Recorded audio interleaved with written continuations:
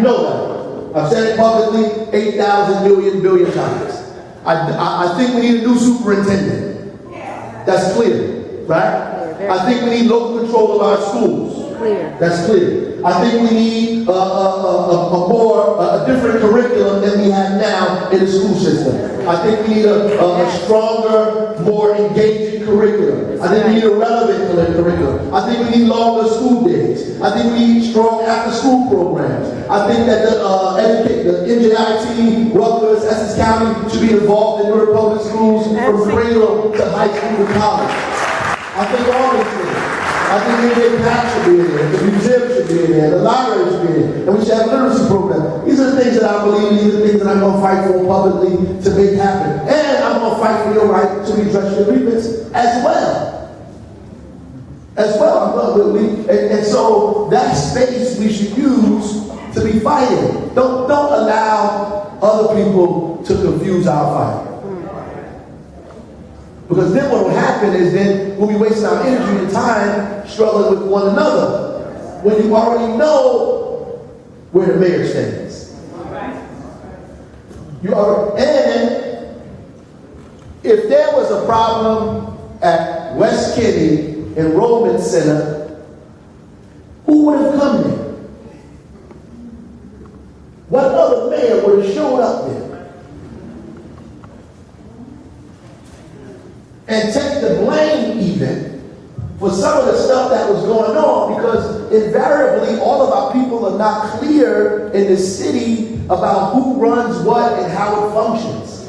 So when the mayor steps in the room, they automatically believe that I invented this chaos. There were people in there who couldn't even speak English that I was trying to talk to, who thought that I was responsible. I mean, there was a long line of people waiting to talk to me. Why? Because nobody else was present to talk to them. Nobody showed leadership that day. They all ran for cover. I came in there and everybody thought it was the mayor's fault. I could have got up and made a speech. This is Kenny Anderson's fault. I could have did all that. I dealt with those parents. I told them about things. I asked my aide to give them the number to the governor, the number to the commissioner. I engaged marriage from the front to the back. I stayed there over an hour, and then got chased by the press to my car because they want to say it's my fault. But it's okay, you know. That's what we're supposed to do. And leadership is messy sometimes, right? It's messy, and guess what? We're not gonna always agree. I'm not gonna agree with you all the time, but I don't have to. Right. And you don't have to agree with me neither. That's right. You know. But what I do have to do is listen to you. That's what I have to do. All right, talk back. I applaud you for your town. Definitely need this in our community, because our community suffers from lack of information. Right. And we don't always know why things are happening the way they are, because we don't have all the information. Now, just like this young man said that they have an alternative plan to the one vote plan. I'd like to know what that is. I don't know what that is. I would like to know what that is. And I'd like to just say, we talk about charter schools, the way the charter schools came into existence, and now with the universal enrollment, their whole basis for their being has been eroded.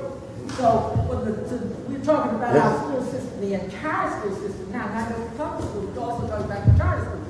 So our children are being exploited, but we do need the information about what's going on. We absolutely need the information. I have a meeting tomorrow with the superintendent, and we're going to talk about the transportation plan, police safety, because that's important to me. Those kids out there, safety. We're going to talk about leases and all those other things. We asked for that information from them publicly. They told us that we had to get an open request, but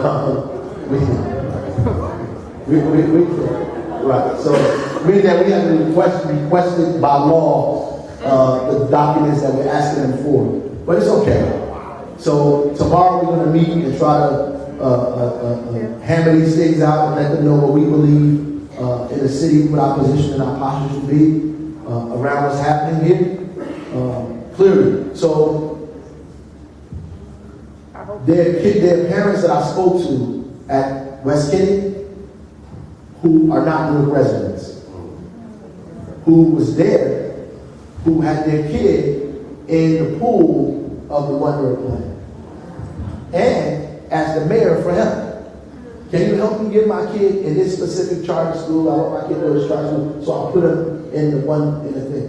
Here's my problem with that. So I think that everybody, urbanization, oranges, everybody needs access to a decent education. All parents are trying to do is trying to find quality education for their child. I understand. But Newark does not have the money to pay for every child to get educated in Essex County and Union County. So we can't do that. And so that has to be hammered out. Has to be hammered out. And those are other issues that we're going to talk about tomorrow. So, I mean, particularly in the era of deficits, right? So Newark Public School has a deficit too. Over $40 million has a deficit, right? And people getting raises. Big one. Big Superintendent's getting raises. Let's hope the super come and be there when you really call. Oh, I didn't even know 10-4 was in here.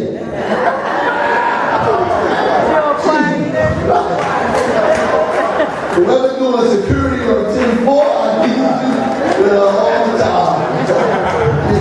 Lord, I really he said, word up here. Go ahead. Are you talking to me before? Thank you, brother. I need you all the time. Yes, sir. Anything, brother. I just want to reiterate on what Lady said right here about our youth. And me growing up in Newark, so boy, I know we used to have all kind of activities. Right. You know, I could go to A1 after school and play basketball, play pool, you know, play ping pong. I used to go to the boys' club over there, go to that and that's all I swim. Right. Now, when you take these things from the youth, what do you do to replace those things? Right. I'm not saying that you have to ask. I'll pray for you and ask Almighty God, if you the man, you help him so he can help us and we can help you. So we're in my prayer. Thank you. And I would just like to know, what can we do? Because that brings on the gang thing. Right. That gang that comes to all of us here not being a village. The village is gone. That's an African thing. Okay? It was a village. When I was coming up this way, I hated to spank me and take me to my heart. You know what I mean? I miss those days. But did you get spanked again? I get spanked, and she still gets spanked me. And I still won't say nothing to her. No matter, I'm 52 years old. Okay, but I would just like to, what could we do for the youth? Because I see our future. So this summer, in less than a month, we put together a whole list of summer fun activities for young people that happen all over the city. And we did it very, very, very fast. And Jennifer Cole was here and some other people that were involved in it. We had YMCA involved. We had the Devils involved. You know, it was a lot of New Jersey Devils, not the Devil. But we had a lot of folks involved. And they helped us. I mean, they were doing hockey on the street in Pennant Court and Stratford Avenue. So, and I think it was so successful that people now are trying to give us more money and more opportunity to have a more expansive program that goes throughout the year. So we're going to partner with Newark Public Schools to partner with the after-school programs to begin, so we can not just do it in the summertime, but do it throughout the year and get more money to begin to have more extensive and more expansive programs. Because what you're saying is absolutely correct. We even trying to organize a program where we take about 200 young people over the summertime and get them to beautify the city. But on Friday, instead of going to work, they come to Rutgers dressed up in a leadership development for them in the summertime. So to me, what you're saying is real, because the real answer to changing what's happening in the city is to reverse the kind of youth culture that we have, which is really negative and self-destructive.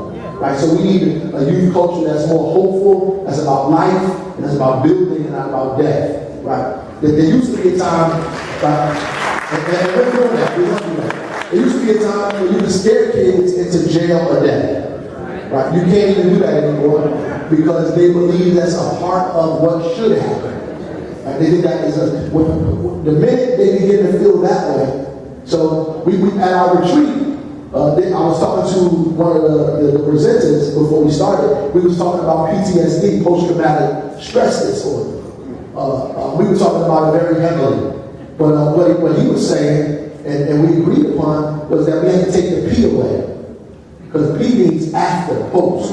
And when you're growing up in it, it's current. So it becomes urban traumatic stress disorder, or current traumatic stress disorder. And we begin to talk about how kids are not just living after traumatic situations, but they're living through traumatic situations every single day. And that actually changes the functionality of the brain itself. Right? And so it's important for us to begin to reverse that. That's the only thing I can begin to reverse that. You can begin to reverse that by beginning to provide the kind of wholesome activities that we have. And one of the things I spoke to my staff about is that we want to move away from just programs for children and start having programs for families.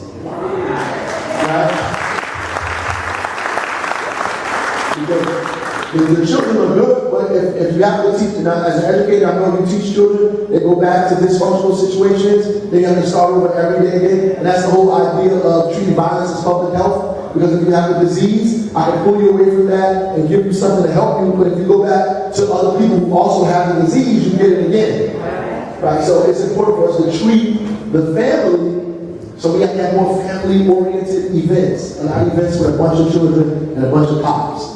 We need events that invites mothers, grandmothers, everybody to be a part of fathers, to be a part of the things that we're doing as well. So,